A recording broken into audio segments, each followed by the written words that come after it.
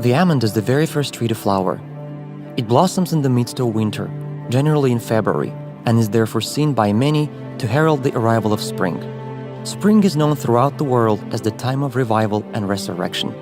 The almond therefore represents hope for restoration of a new life after the cold winter. It was late February 1992, just as the almond trees had scattered their blossoms throughout the small town of Khojaly, that it played witness to the snow turning an unnatural color of red. Relentless persecution and mass killing of Jews, both in Germany and in countries occupied by the Nazis, is considered to be one of the terrifying chapters in world history. The tragedy resulting in the genocide of 6 million Jews is well known by a word which sounds similar in all languages: Holocaust. On the 10th of June 1944, 642 inhabitants of the village of Oradour-sur-Glane, France, were brutally murdered. In 1994, in 100 days, one country became a massive graveyard for almost 1 million people. The name of the small country located in Central Africa is Rwanda. On the 11th of July 1995, in one of the not well-known towns of Europe, more than 8,000 men and boys were massacred. Now we all know the name of this town, Srebrenica. Over the night of 25th and 26th February 1992, 613 people, including 106 women and 63 children, were killed with an unseen cruelty and unimaginable savagery in one town of Azerbaijan. The name of that town is Khojaly. The similarity of all the above-mentioned events is that victims were targeted only because they belonged to a certain ethnic group or nation, as Jews in Europe, French in Oradour, Tutsis in Rwanda, Bosnians in Srebrenica, and Azerbaijanis in Khojaly.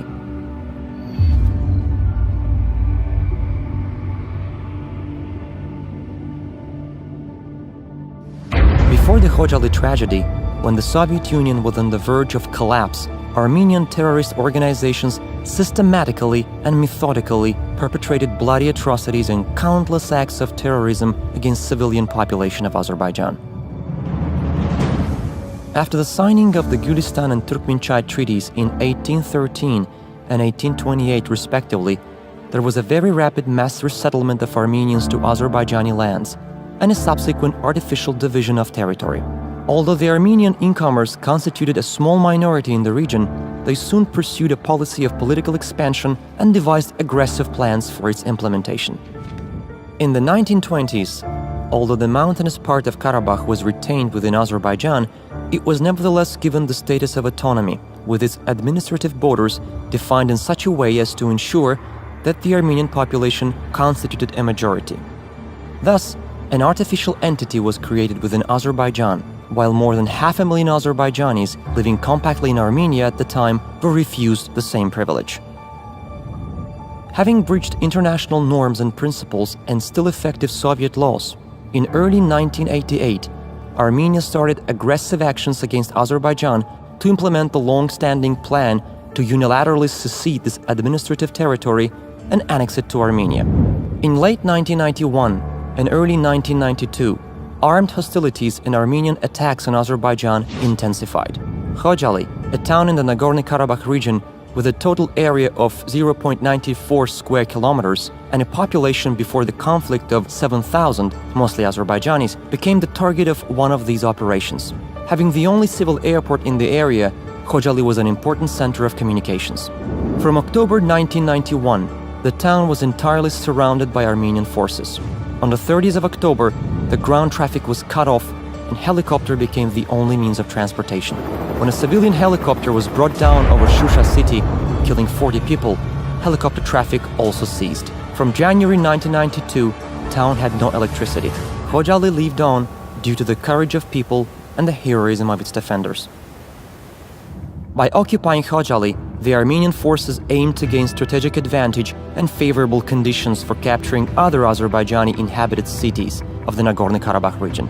They also aimed at wiping Khojaly off the face of the earth, since traces of history in Khojaly and surrounding areas represented historical evidence refuting Armenian territorial claims. The idea behind the Armenian brutality was to break the spirit of Azerbaijanis to gain psychological advantage in subsequent military operations.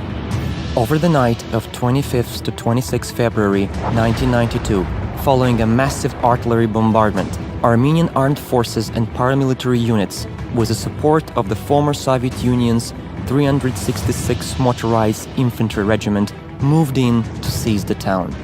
Those launching the assault knew very well about the absence of serious military equipment and fortifications in Khojaly. Despite that, the town had been encircled and shelled with heavy artillery. Once the assault began, around 2,500 remaining inhabitants tried to leave with the hope to reach the nearest area under Azerbaijani's control, but they hoped in vain. Armenia had spread rumors that allegedly a humanitarian corridor was left open for peaceful population to leave the town. However, soon it turned out that the claimed corridor was nothing but an ominous trap. The fleeing people were either killed by gunfire from Armenian military posts or captured near the villages of Nakhchivanli and Pirjamal. Others, mainly women and children, died from frostbite while wandering in the mountains. Only a few were able to reach Ardam. Undoubtedly, what happened in Khojaly was the largest massacre of the conflict. In all, the assault and capture of the town took the lives of 613 of its people, including 106 women, 63 children, and 70 elderly.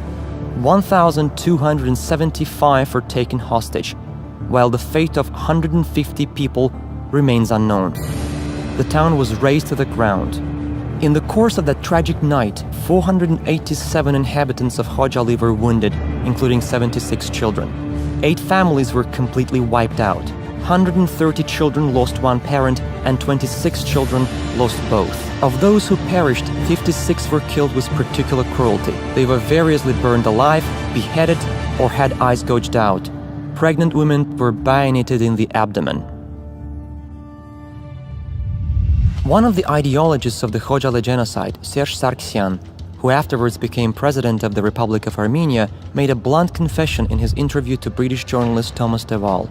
Before Khojaly, the Azerbaijanis thought that they were joking with us. They thought that the Armenians were people who could not raise their hand against the civilian population. We were able to break that. Undeniably, this was an unprecedented example for breaking a stereotype from all wars that the history of mankind has ever witnessed.